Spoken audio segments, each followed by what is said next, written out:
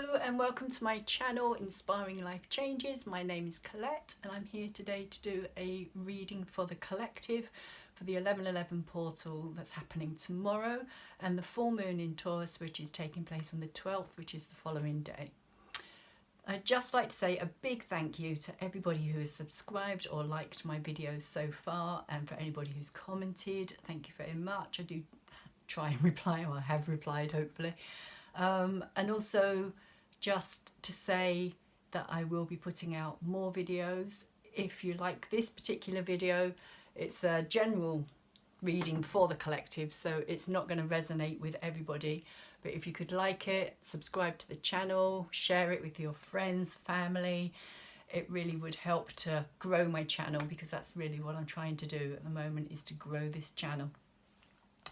So what's happening at this moment in time? Now, before I forget, I would just say that I will be putting a free natal chart link in the description below, and also that if you are interested in getting a private reading, because this is just a general reading, it won't resonate with everybody, but hopefully it will resonate with enough people for you to be able to take something from it. But if you want a private reading, my email will also be in the description below, as well as in my about information. I also have managed, I don't know how, because I'm not at all technical, I just can't even say the word, let alone actually do it. Technology. That I'm just not that at all. But I've managed to put my PayPal link onto my channel, so if anybody out there feels like giving me a donation, that would be wonderful. And if you want a private reading, then you can also pay through PayPal. So if you want to get in touch with me via my email, that would be great. Okay, so what I have done is written out some information, because there's quite a lot going on and I can't remember all of it. It's just like I was writing things down yesterday and I kind of thought, well, I'll just do this for my reading tomorrow. So to start with, on the 11th, which is tomorrow, we have Mercury conjunct the Sun, which is a major event. Saying that, Mercury was conjunct the Sun back in September, when it was in Virgo. So this is the second time that Mercury is conjuncting the Sun, and there is going to be a third time that it will conjunct the Sun in January, just before the big 2020 conjunction with Saturn and Pluto. So it's like a three-step process going on at the moment with Mercury and the Sun, which is all very interesting in itself. So, but this time Mercury is conjuncting the Sun in Scorpio as it goes through its retrograde. And it's almost like it's being cleansed by the fire of the Sun, as if Mercury, as if all its previous information is being cleaned out. The Sun is kind of taking all this information that Mercury has gathered so far. And it's almost like it's giving it a kind of boost in a way to be able to kind of carry on its journey, because Mercury is now going to carry on down into the underworld. So in a way, it's almost like it's kind of giving it this light to guide it down into the underworld and to kind of shine a light on things that are down there, so it can see things in a different way. So so it's going to go into the very depth of our being, so that we can consciously bring up the subconscious. So that's really what Mercury is doing, and that's what this light is doing. He's kind of shining a light on the things that have been hidden and kept in the dark for so long that we have maybe not even been aware of it ourselves until now. This is a big process that's going on here, but it's a clearing out process. It's a very good, because it's all about transformation. It's all Scorpio, Pluto things. In Scorpio season, something has to die in order for something to be reborn. There needs to be a rebirth. So we need to let go of something in order for something else to come in. So the full moon in Taurus is also going to do the same thing, because it's shining a light across to the sun, or the sun is shining the light over to the full moon, which is very much kind of right next to Mercury still. So the full moon energies, which are going to last right up until the new moon for 2 weeks, by which time Mercury will have turned direct. So by the time the new moon happens at the end of November, Mercury will have already turned direct. So the full moon is actually taking place in Taurus at 19 degrees, or 20 degrees, because it's 19 degrees 51 minutes, with the sun at the same, but in Scorpio. So they're opposing each other. But it's a very supported moon, very supported energies. And the full moon is saying in Taurus that we need to figure out what it is we want, because Taurus is all about our needs, our wants, our value system. It rules the 5 senses. It's what we own. It's all the kind of physical, worldly stuff. And so we've got the grounded, practical energy of Taurus, because Taurus is an earth sign. It's very grounded and very practical. It works very much within the physical realm. But Scorpio is very much the underworld, the deeper emotional, and it's the challenges of the underworld of Scorpio. It's the feeling realm. It's what we may not see. We don't know what's there, but we sense it. We can feel it. We know that there's something, but that doesn't mean that we want to actually do anything about it. So it's all the stuff that we kind of bury down deep into the subconscious. But with Mercury doing its thing at the moment, and the full moon kind of shining a light on it as well, it's all kind of combined. There's a bigger storyline going on with all this. And Taurus is above the earth. As much as Scorpio is going down into the underworld, or Mercury, sorry, is going down into the underworld of Scorpio, Taurus is all about being above. It's about the physical realm. It's about the environment. It's about our needs, how we fulfill our needs, how we take care of ourselves, and our sort of basic daily survival as well, health issues, that kind of thing. Very kind of practical in the physical realm, Taurus. So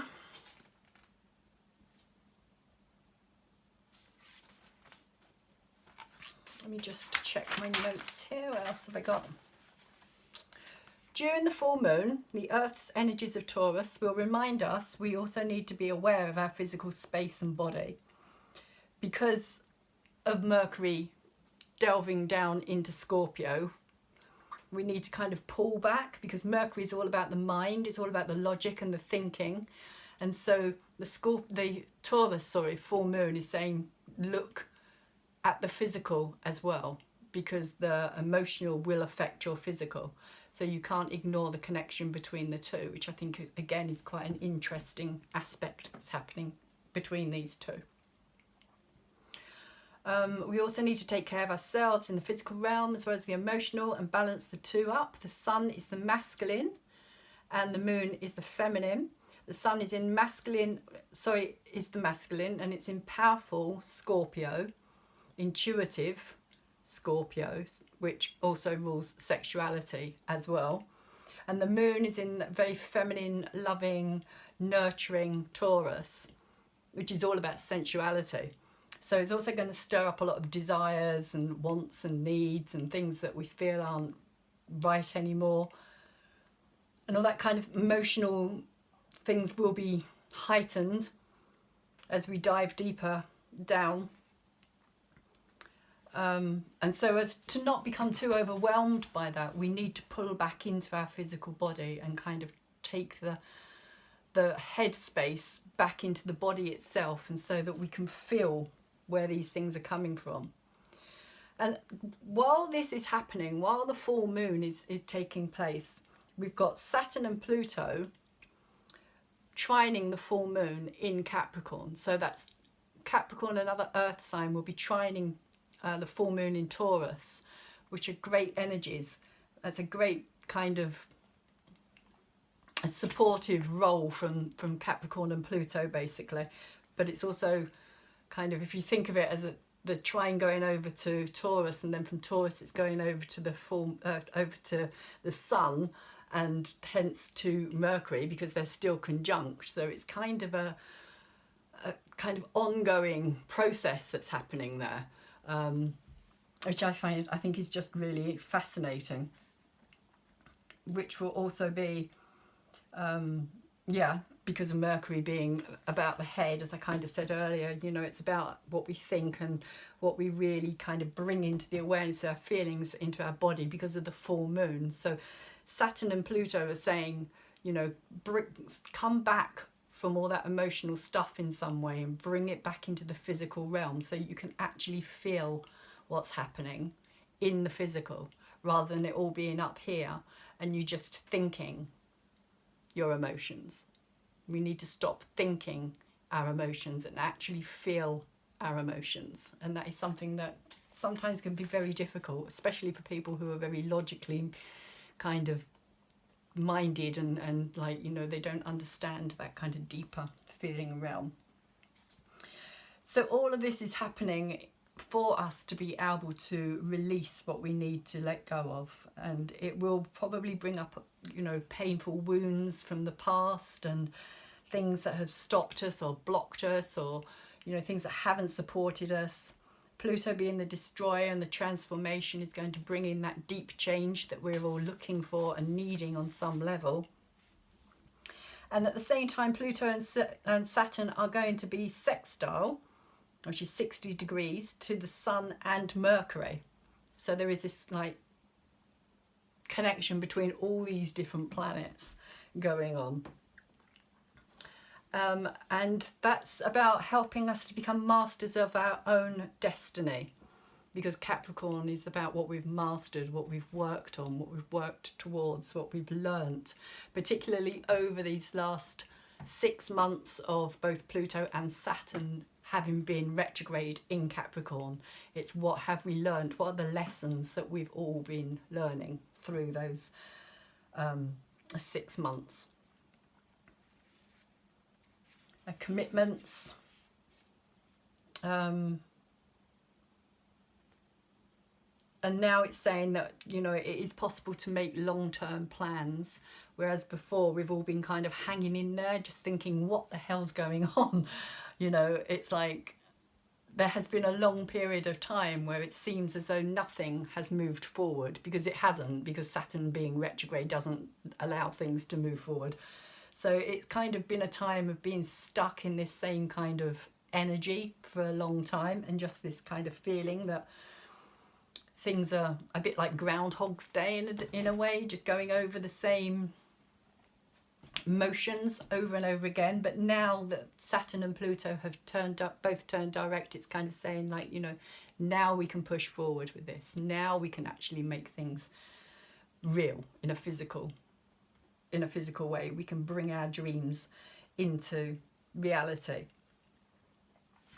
And the reason that we're bringing our dreams into reality is because we also have, at the same time, we have Neptune, which is in Pisces, but that is still retrograde as well, which is conjunct, or on the 11th of the 11th, so the day previous, the Sun being conjunct Mercury was in sextile with the Moon in Taurus and Neptune at 15 degrees. And Neptune is all about the bigger picture. It's about surrendering to the bigger picture. It's about releasing, sacrificing, letting it go. We think that we kind of maybe know what's best, but kind of Neptune in Pisces is saying, trust that there's something better. Trust that there's something bigger. Let go of what you think it should be and how it should look. Let it go, because that's our ego that sometimes just gets in the way and kind of just says like, you know, I want it like this, I'm going to make it happen like this. And all these planets have kind of been saying, that's not right, you know, and this is a collective, this is what's happening for all of us. So, you know, it's like almost like the world has kind of been in this kind of state of limbo, just a kind of limbo. We've all been hanging there kind of waiting for the next, you know, what's coming next. And so the ruler of this full moon in Taurus is Venus. And Venus has just recently moved into Sagittarius and is happy. Venus has been in Scorpio for a while, and Venus has not had the best time in Scorpio. So she's now moved into more kind of fiery, passionate, expansive, confident building. She knows her journey. She knows where she's going. She's looking for an adventure. She wants to have fun. She's out there being inspired and optimistic, but at the same time, she is also squaring over to Neptune. So there is this element of kind of Neptune saying, you know, do you really know what it is that you want? Are you really sure? And this kind of reminds me of the Seven of Cups, actually, in the tarot reading, when I was kind of getting this through. I felt like this kind of real Seven of Cups moment here, of where there's so much. There's so much. It's almost like too much. We don't know what it is that we actually want. So in some ways we can't make a decision because we're overwhelmed with the amount of choices. And so Venus is kind of just saying, you know, I'm just going to think about it. I'm just going to work it out. I'm just going to let time play out and just see what happens. And she has to be trusting in her own dream, because in Sagittarius it's all about dream. It's all about bigger, expansive. You can have what it is that you want, but you kind of really need to know what it is and allow that time to unfold rather than trying to make it happen. So this is really what's happening. All of this is happening with this full moon coming in, and the 11th portal as well. It is saying that you can dream big, dream bigger, trust in the magic of your dreams, because they can materialize. And it's almost like with Mercury and Scorpio, it's almost like something is coming back as well. Something is coming back from out of the underworld, something that we buried deep down, something that we really wanted, but we kind of was stopped from getting it, like something blocked us, or and this is going back probably to about 2006, 2007, where there was this kind of creative belief. There was this belief that we could build something, we could create something, we could make something different, but it was almost like we weren't ready, almost like we weren't mature enough in some way, or something wasn't right about it, and we had to kind of leave it alone, let it be, walk away from it, just let it go. But it kind of is now coming back round, and there is now the chance for it to be kind of picked up and rebuilt on, and for it to actually turn into something that we've always wanted it to be. So there's some amazing energies happening with this full moon at this particular time. And there's a lot of feminine energy involved in this as well. Feminine in the sense that the planets that are involved are Taurus, Scorpio and Capricorn. So, or the sign, sorry, should I say, that these planets are in, where all this is taking place, are all feminine signs. They're all very nurturing and intuitive and masterful in their own way.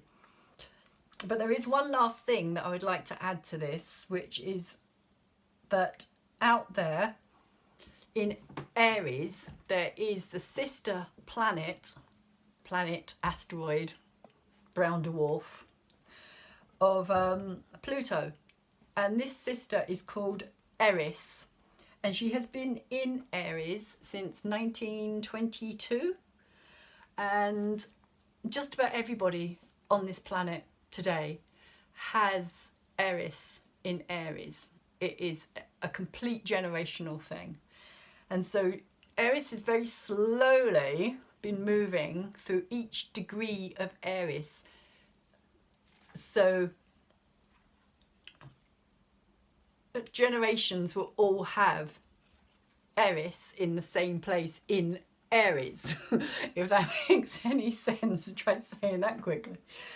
And what Aries is about is, again, she's like the feminine underworld. She's the twin of Pluto. So basically she is like the feminine side of the underworld, where Pluto is very much the masculine, powerful, like destructive, destroying force. Eris is the feminine, the same thing, but she's the feminine, and she too rules the underworld. But it's the feminine side that has long been disregarded. It's the feminine side that hasn't been allowed to be what it's supposed to be. The rest of the world has kind of said, no, you've got to behave like this. You've got to conform. You've got to fit in. You know, in order to be accepted, you have to be a certain way. You can't be who you are. You know, it's like the female role has long been kind of denied to us, and Eris has been kind of disregarded, disrespected, oppressed. These are all words that link to Eris. And she's been ignored and abused. The side that has had to learn to behave a certain way, fit herself into an acceptable way of being. And it's almost like now she and her brother are squaring off, because Eris is at like 23, 24, I believe, of Aries, and Pluto in Capricorn is at 21 degrees. So it's almost, they are kind of squaring off to each other, and they have been squaring off to each other for quite some time, because both of them move incredibly slowly. So while the two of them have been kind of, and Pluto, as he moves forward, he will be kind of, this energy will be picking up, and it is almost like the two of them are in a boxing match, and it's like, you know, they're gonna kind of see who's the more powerful out of the two of them. So you can expect to see a lot more feminine issues coming to the forefront over the next 2 weeks at least. Well, although I would say even longer, you know, because you know, it's a long-term thing that's kind of taking place. And Eris is one very pissed off goddess. She has had enough of being squashed down and told how she's got to behave and how she can and can't do things. She's fed up. And so she's fighting back. And you can even see this within the masculine culture as well, which is quite interesting, is that you can see this kind of, you know, yeah, a lot of men out there are becoming more effeminate and more feminine, and it is almost like Eris is saying, ha, you know, I'm going to get my own back.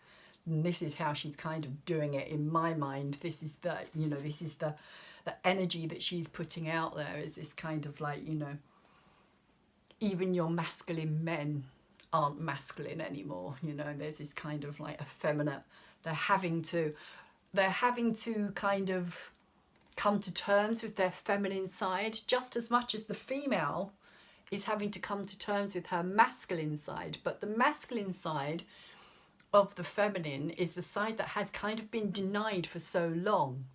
So ironically, it's now kind of coming out within the masculine in a very feminine way, which I find very interesting and slightly amusing, to tell the truth. Very ironic. But anyway, so yeah, she's been there for almost 100 years now as Eris in Aries. Yeah, the same thing. Everybody kind of within the last 100 years has got her placement in Aries. And because it's in Aries, it's also about new beginnings as well. So there's kind of this element of it all being new and shocking and kind of like really physical appearance. And you can see it playing out on the world stage, you know, and it is just really very, bizarre when you can understand the kind of, you know, this energy, because Eris is something that has not really entered into our conversations for a very, very long time. Very few people even know about Eris and the, you know, and the energy that she represents. And even astrologers who have been studying astrology for years and years and years don't really include her in their horoscopes and their makeup. But she is going to be brought out into the light more and more, because Eris is a force to be reckoned with, and especially at the final stages of Aries, as she gets closer to the end of Aries and before she moves into Taurus, she will really kick in big time.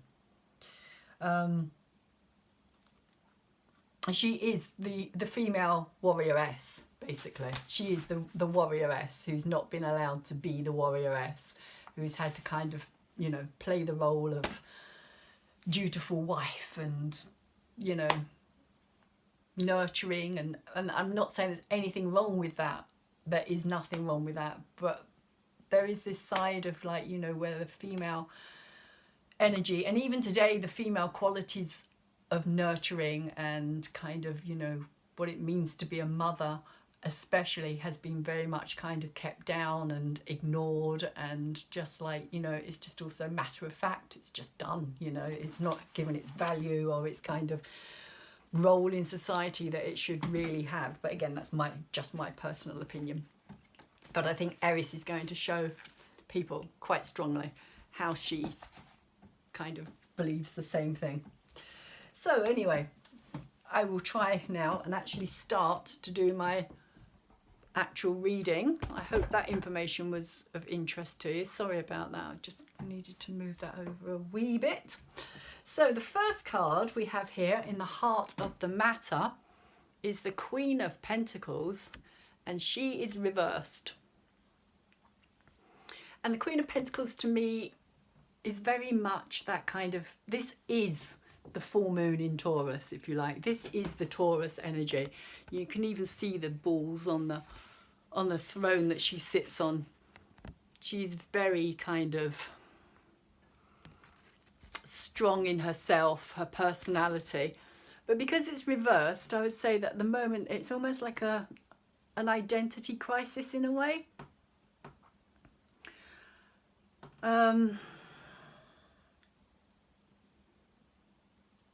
The full moon, as she represents the full moon, she represents the Taurus energy of nurturing, of caring, of motherhood, and all those things that I've just been talking about with the Eris energy that have been kind of denied and ignored and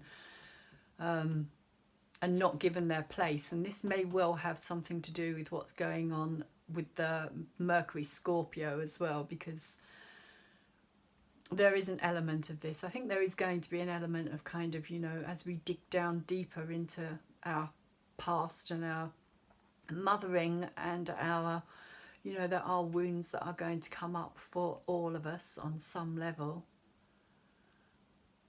And it always plays a big part in what has happened to us and how we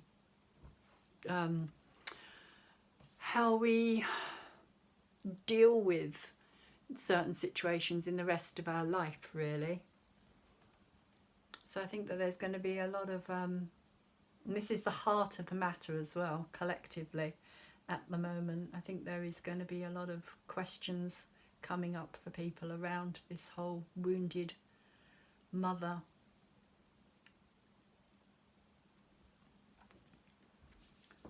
But what we've got as our challenge over the top of that is the Page of Wands. And the Page of Wands to me is almost like, you know, the Mercury conjunct the Sun. And kind of this represents the new young energy of Mercury kind of heading away from the Sun, from the conjunction, into the darkness. Although usually I would say that he is kind of lighting his way through the darkness. he is, because that's what Page of Wands does. He kind of has his torch, and he kind of goes, right, I'm going in that direction, I'm getting away from that situation, I'm moving forward. And that is very much, I think, what we are going to be doing, is moving forward away from this situation of feeling unable on some level to take care of ourselves as well. That's another aspect with the Queen of Pentacles reversed, because she's very much about taking care of ourselves, and she is also about the unforgiving mother as well, that unforgiving side of ourselves, which particularly can come out when reversed. And Scorpio energy can bring out that side as well, because Scorpio can have a bit of a sting. So there could also be aspects of people not necessarily wanting to let go or forgive or to move forward. People, Taurus energy can be very stuck energy as well, because it's a fixed sign. It can be very stuck. It likes what it likes, and it likes what it knows. And so Taurus can often find it difficult to move forward. So there could be an element of that as well. It's kind of not wanting to go there, not wanting to see the path forward. Just like, you know, I'm quite happy to stay here in my castle, even if it's burning down around me. I don't particularly want to leave it. So there could be elements of that as well. This kind of stubborn, kind of really digging in with that kind of energy of full moon in Taurus, of like, you know, I'm not changing. I like this the way it is. So we need to be aware of that as well, because we have to, you know, we have to allow the new into our life. And this is really what this is about here. The Page of Wands is about something new. It's about moving forward in a new direction, taking the leap towards something else. But what's in our head and what we are aware of at this moment in time is an upside down magician. Now, the magician up this way is all about our creative process, our manifestation, knowing what we are bringing down and making physical in the physical realm, having kind of gathered everything that we need. But for me, this card, because this literally is in the Judgment card, he appears again in his higher, greater form as Hermes, which is literally Mercury. So for me, this card is literally Mercury retrograde going into Scorpio, not knowing what it's going to find, not knowing what it's going to be manifesting in that darkness, what lurks there. But it does have this light which it's taken with it, which the sun conjunct has just passed on to it. And he's just cleaned it, cleansed it, and said, right, Mercury, off you go, down into the underworld to find out what's been kept hidden. And so I think that this is what this card is about, because we can't manifest what we don't understand. Or we have blockages that are stopping us from manifesting what it is that we truly want on a collective scale, because of the wounds that have been so deeply felt. Generational though, this is generational. This is not just us alone. This is not just our own wounds. This is also, because it's the magician, because it's a major arcana card, for me this is talking about a much bigger aspect of things, that this has been something that has been happening and passed down from generation to generation, which is why I think that, you know, this is kind of him with his hand up in the air here and his hand pointing down to the earth, which he's still doing, even though it's the other way around. He's still doing it, but on some level it's about what we don't want, what we no longer need, what we don't want to manifest in our lives anymore, what we're fed up of manifesting in our lives. and what we need to stop manifesting in our lives. And it's almost like we're becoming aware of that through this Mercury retrograde. So for me, that card is very much Mercury retrograde in Scorpio. And underneath what is the subconscious realm is another upside down card, another reversed, Two of Pentacles, another earth energy, another physical realm energy. And the Two of Pentacles is about starting out on something new, starting out on something that's hopefully going to take us somewhere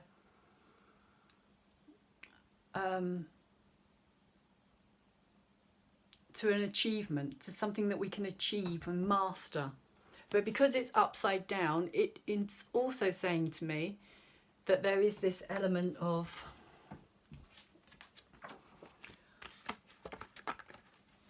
not manifesting the same thing over and over again.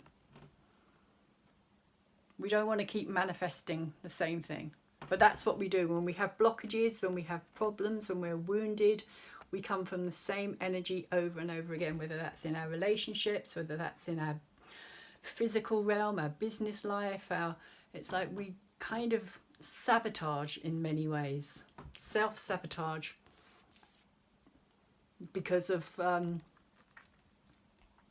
beliefs about ourselves, listening to our minds rather than necessarily to our feelings and our emotions, being overwhelmed by things. But for me, this is what this card is, these two cards together are saying, is you do not want to keep manifesting what's not working. If it doesn't work, let it go. Don't go back to that same table and try and do it again and again and again. And this again can be generational as well. This can be, you know, but that was how I saw my parents do it, or, you know, because we do end up kind of being conditioned from a very early age without even realizing that that conditioning and that program is going into us. We aren't aware of it as young children. We just pick up and we just do. And often we will make the same kind of mistakes, even live the same kind of lives. You know, whether that's like being emotionally detached from ourselves, or not wanting to face up to things, living in denial, all sorts of issues and problems. But these two cards to me are saying that we no longer want to go down that path. That's a path that we don't need. But what's moving away from us and what we have been aware of is the Ten of Pentacles. And the Ten of Pentacles is upright, so it's in a good position. But it's a 10, so it's an ending, it's a completion. It's saying there's something now that we need to, it's like this needs to go. You can't keep living in this same, or coming from this same energy. You can't keep relying on the same success, in the sense of, you know, a bit like the Queen of Pentacles here as well, like this being stuck, just kind of staying in the same place. It's like there's no growth there anymore.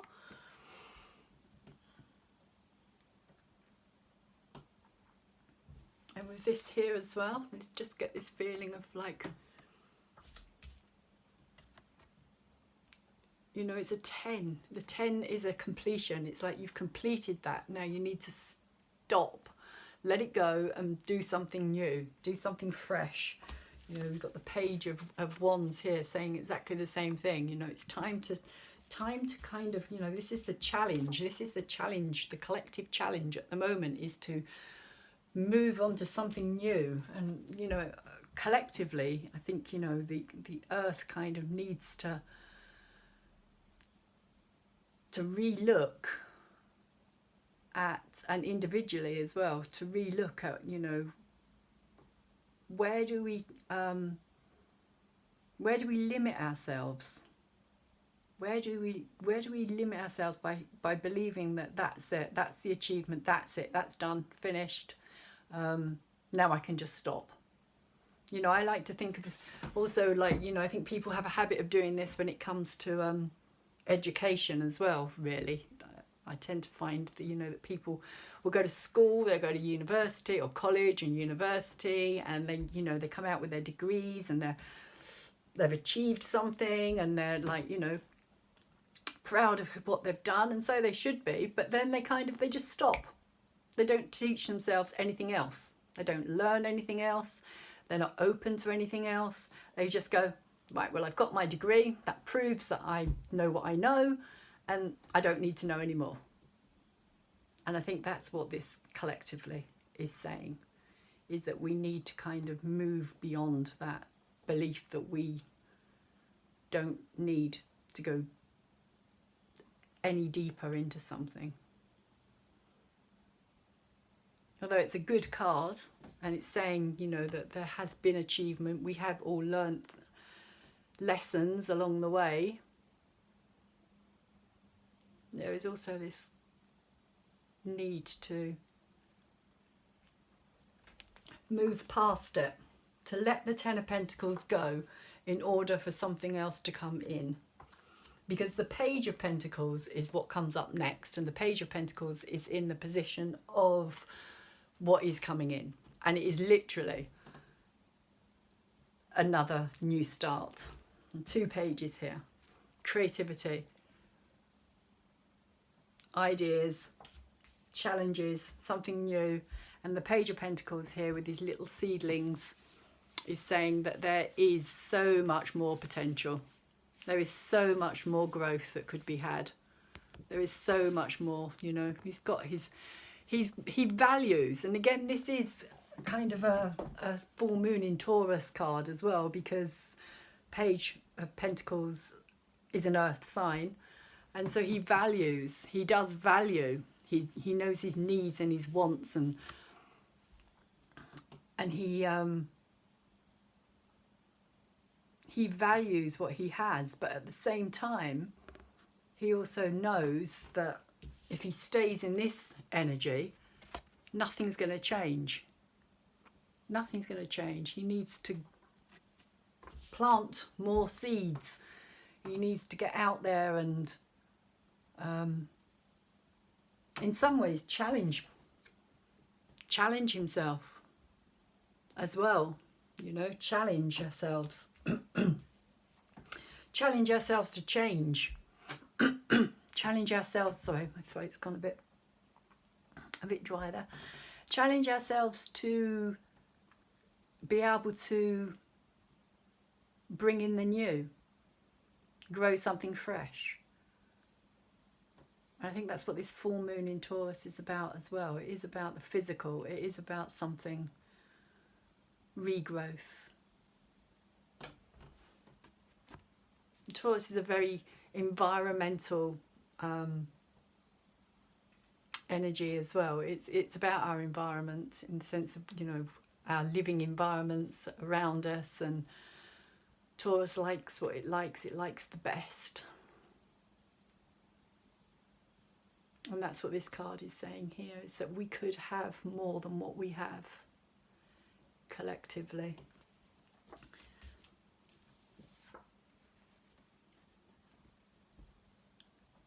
But in order to be able to achieve that, the Queen of Swords here with her upside down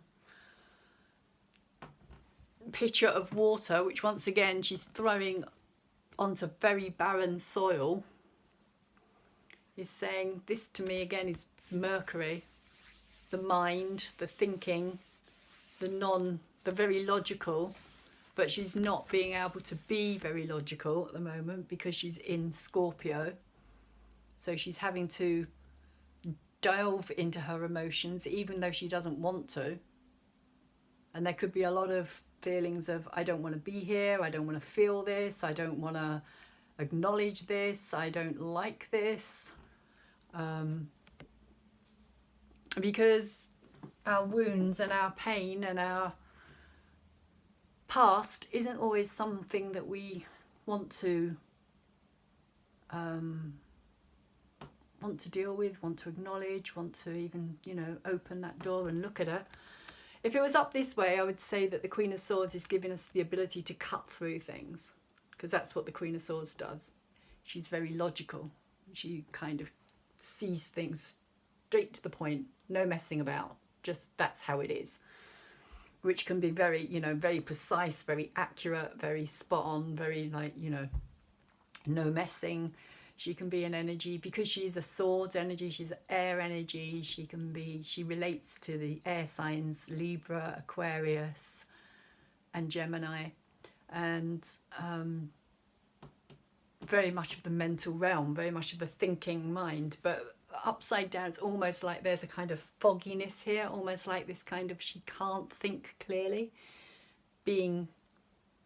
going down into the underworld, into the realm of the water, which she doesn't sit well with. She doesn't like, as you can see, she's just pouring the water out, which represents her emotions, onto very barren soil. So she's like, you know, I don't like this.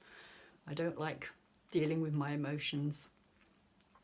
And I do think that collectively, you know, people, we don't like kind of having to go back and look at what's happened to us and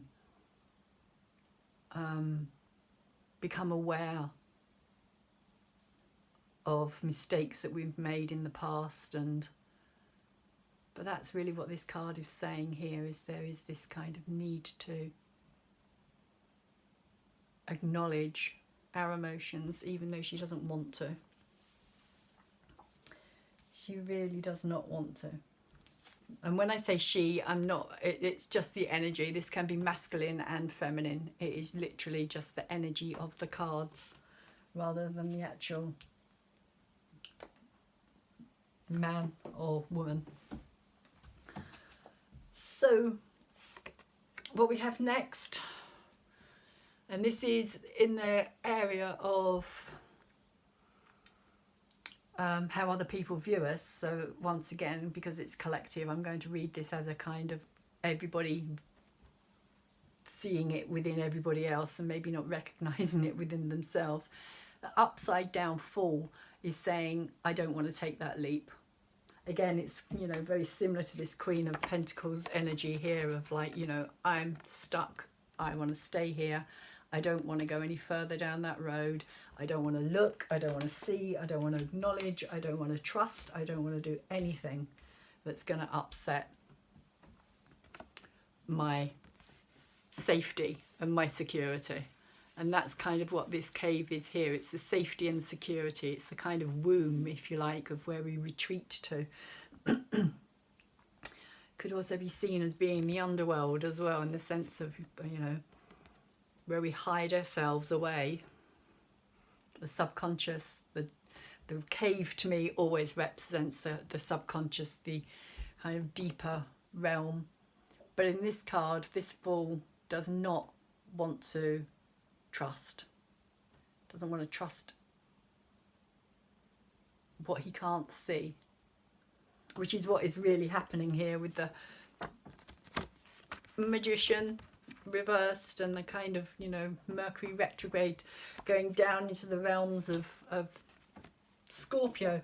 It's very much about not seeing, just sensing. We can sense, but we don't necessarily like not seeing. We are so used to our senses, which is the Taurus rules, you know, the full moon in Taurus rules the senses. Taurus rules the physical realm, the above the earth. It's like everything that we can see, feel, you know, sense it, touch it, but it has to, you know, it has to be very tangible in the physical realm. Whereas the Scorpio realm of kind of deeper intuition and diving down into the kind of unknown realms of our subconscious is the unknown. It is the you know, can we trust it? Which is kind of really what Venus has been saying as well, you know, the Venus kind of squaring up to Neptune, as I was saying earlier, you know, is kind of, Neptune is all about the kind of unknown, mysterious, the nebulous, the kind of mystical realm, the, you know, the spiritual, the intangible, and also kind of sacrifice as well in some ways. And this here is kind of what the Fool is doing in some ways, where he's sacrificing his understanding. He's being asked to kind of take this leap into the unknown. He doesn't know where he's going to end up. He doesn't know what's going to happen. But with this Neptune squaring off to Venus as well at the moment, there is this kind of, you know, Venus is saying, I want a bigger dream, I want a bigger picture. And Neptune is saying, well, you know, are you sure? You know, can you trust yourself enough to leap into the unknown and for it to become a reality? Because Neptune is very much about kind of the, yeah, you know, the kind of realm of mystique and the, is it real, is it not real? It rules drugs and the occult, all those kind of, you know, nebulous in some ways kind of energies of things not being or appearing real, the subconscious, dreams, all those kind of realms. And so that's what the Fool to me is saying at the moment, is there's this element of, do we really know if we can trust our feelings? I think that's really what it's about. Do we, you know, can we trust what we feel? I can sense it, but I can't feel it. I can't touch it. I can't, it's not tangible enough for me. It's not, but I can feel it. I can sense there's something there. I don't know what it is. Do I want to dive into it and find out?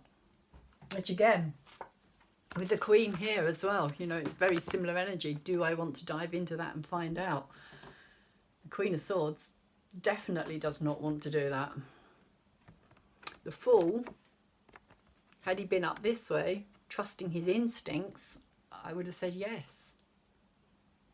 But there seems to me at the moment to be a very stuck energy in play. And maybe all this is purely because Mercury is retrograde, and maybe it will all change as we come out of the Mercury retrograde and Mercury turns direct.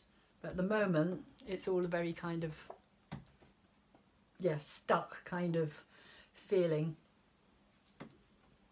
because here in our hopes and our fears we have the Eight of Wands, and the Eight of Wands, as you can see, there's two dolphins playing in the water here.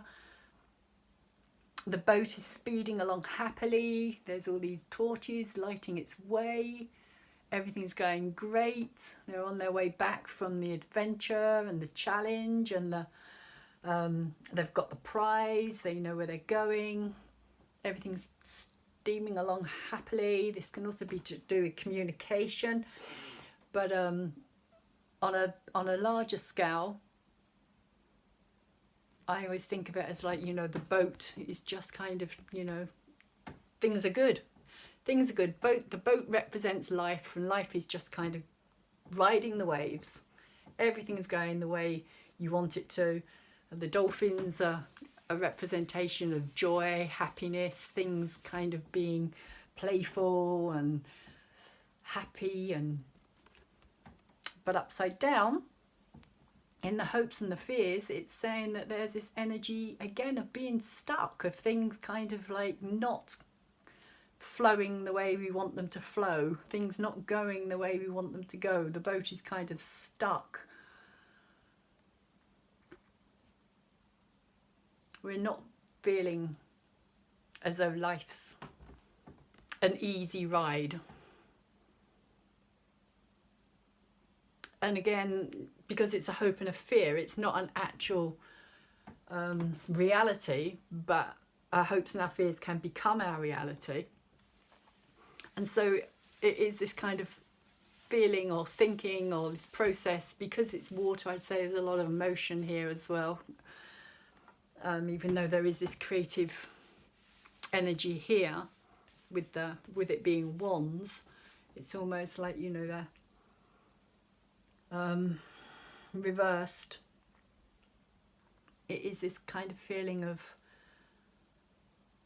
do I know where I'm going? Do I know what I'm doing? Was I right to take that journey? What happens if I get to the end of this and it isn't what I wanted? There's all these kind of, in some ways, fears and doubts as well that are being brought up here. Literally, because it is in our fears and our hopes, there is also, like, you know, the other side of it is the hope that it will all turn out okay in the end, you know, that it will all kind of start moving forward, and, you know, as we go down into the depths, that, you know, it's going to be worth it, that it will all be worth it.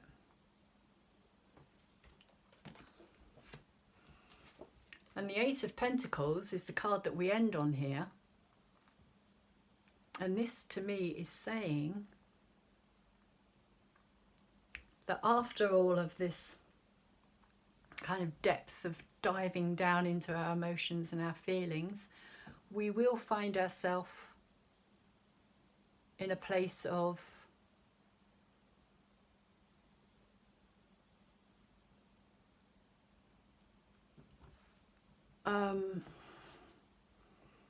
feeling satisfied, of what we've done, because all of these are kind of past achievements. I always see these as things that we've achieved, and at the moment I'm viewing these as kind of feelings or things that we've had to accomplish, our accomplishments, our past, our previous accomplishments, which can also be to do with, in this respect, with it being a full moon and Mercury reading, this could also be to do with us actually, you know, realizing that it was value, that these experiences were of value. They did teach us something. We've learnt something here. We have now mastered our art and our craft, and we're now back at this table. Whereas here, with the Two of Cups, Two of Pentacles, we didn't want to go back down that same path, doing the same thing over and over again, because we had to move beyond that. But now that we've mastered our emotions in many ways, you know, our achievements, these are our past, like, hurt, pain, wounds, in relation to the reading that this is about. I would say that that's what they kind of represent to me. And now we're giving ourselves permission, if you like, in a way, to kind of restart something. There he is. Page of Cups here. He has, not Page of Cups, Page of Pentacles. Twice I've said Cups, sorry. Page of Pentacles. He's got his pentacle here in his hand, and here it is on the table. Here he is as a younger energy, a young learning student.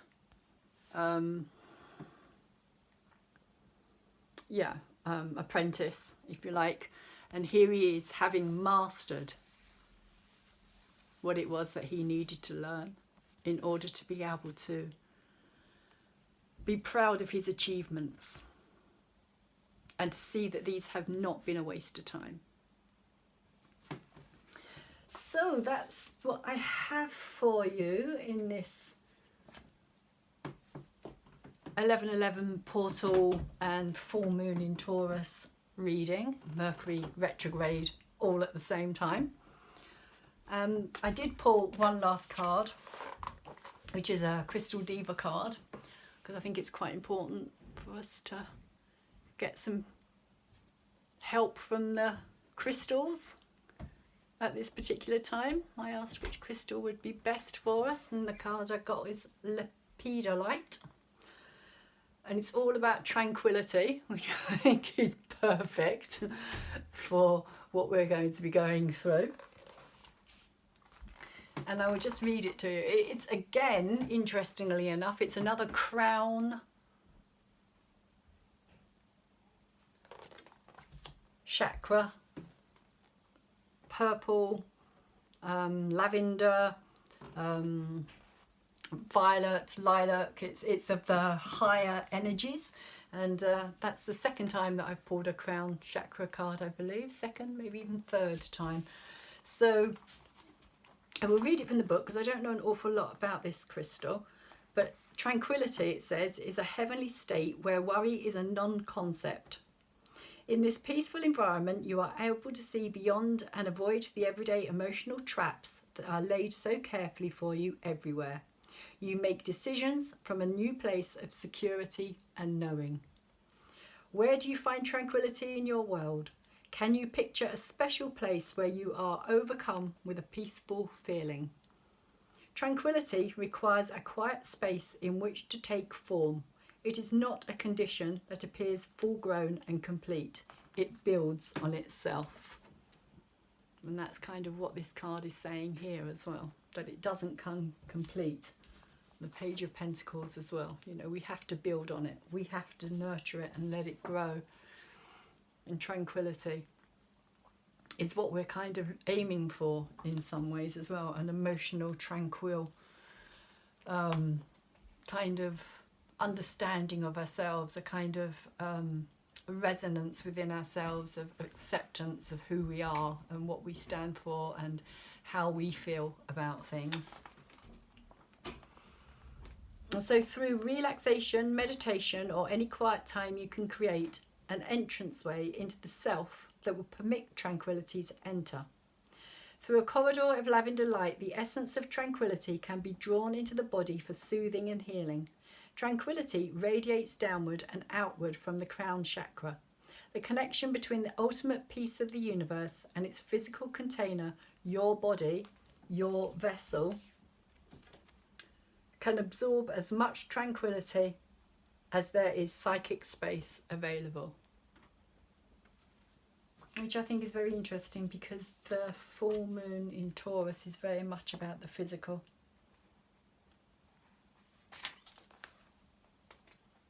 Tranquility provides a favourable environment for healing to occur, like planting a garden. Tranquility prepares the body to receive the seed of health.